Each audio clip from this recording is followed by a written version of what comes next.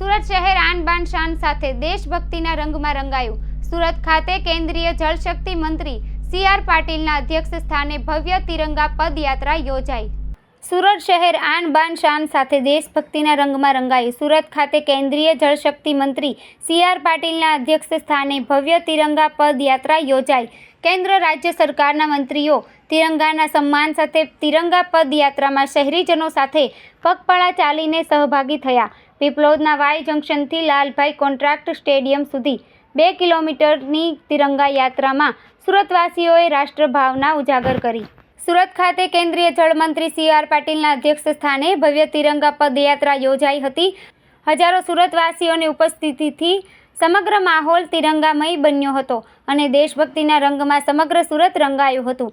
યાત્રાના રૂટ પર વિવિધ રાજ્યના સાંસ્કૃતિક ગ્રુપો, શાળાના વિદ્યાર્થીઓ, યુવાનોએ પારંપરિક સાંસ્કૃતિક પહેરવેશમાં દેશભક્તિની રંગારંગ કૃતિઓ રજૂ કરી હતી। તિરંગા પદયાત્રામાં જોડાયેલા પદયાત્રીઓને ઉમળકાભેર આવકાર્યા હતા।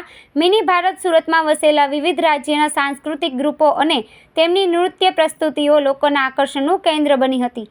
રમતગમત, યુવા સેવા અને સાંસ્કૃતિક પ્રવૃત્તિઓના વિભાગ, ગાંધીનગર અને સુરત મહાનગરપાલિકા દ્વારા આયોજિત તિરંગા પદયાત્રાને તિરંગો લહેરાવી કેન્દ્રીય જળશક્તિ મંત્રી સી.આર. પાટીલ, ગૃહ રાજ્યમંત્રી શ્રી હર્ષ સંઘવી, શિક્ષણ રાજ્યમંત્રી શ્રી પ્રફુલભાઈ પાનશેરિયા, વન અને પર્યાવરણ રાજ્યમંત્રી શ્રી મુકેશભાઈ પટેલ સહિતના મહાનુભાવોએ પ્રસ્થાન કરાવ્યું હતું।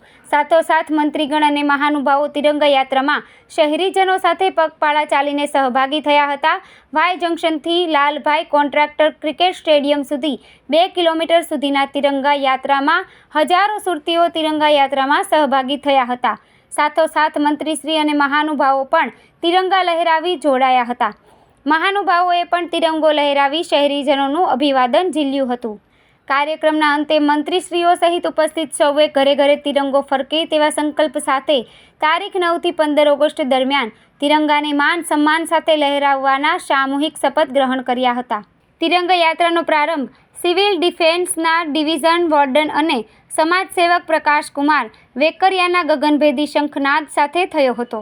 તિરંગા યાત્રામાં સાંસદ સર્વશ્રી મુકેશભાઈ પટેલ, ધારાસભ્ય સર્વશ્રી પૂર્ણેશભાઈ મોદી, વિનોદભાઈ મોરડિયા, અરવિંદ રાણા, પ્રવીણ ઘોઘારી, સંગીતા પાટીલ, મનુ પટેલ, કિશોરભાઈ કાનાણી, સંદીપ દેસાઈ, કાંતિ બલ્લર, પૂર્વ કેન્દ્રીય મંત્રી અને પૂર્વ સાંસદ Darshanaben Jardosh, mayor Daksheshbhai Mavani, municipal commissioner Shalini Agrawal, જિલ્લા કલેક્ટર ડૉક્ટર સૌરભ પારધી, જિલ્લા વિકાસ અધિકારી Shivani Goyal, police commissioner Anupamsinh Gohlot, city પ્રાંત અધિકારી વિક્રમ ભંડારી સહિત જિલ્લા વહીવટીતંત્ર અને પાલિકાના અધિકારીઓ, હજારો યુવાનો, વિદ્યાર્થીઓ, નાગરિકો જોડાયા હતા। કેમેરામેન હકીમ શેખ સાથે વસીમ હાસમીનો રિપોર્ટ, આઝાદ ન્યૂઝ, સુરત।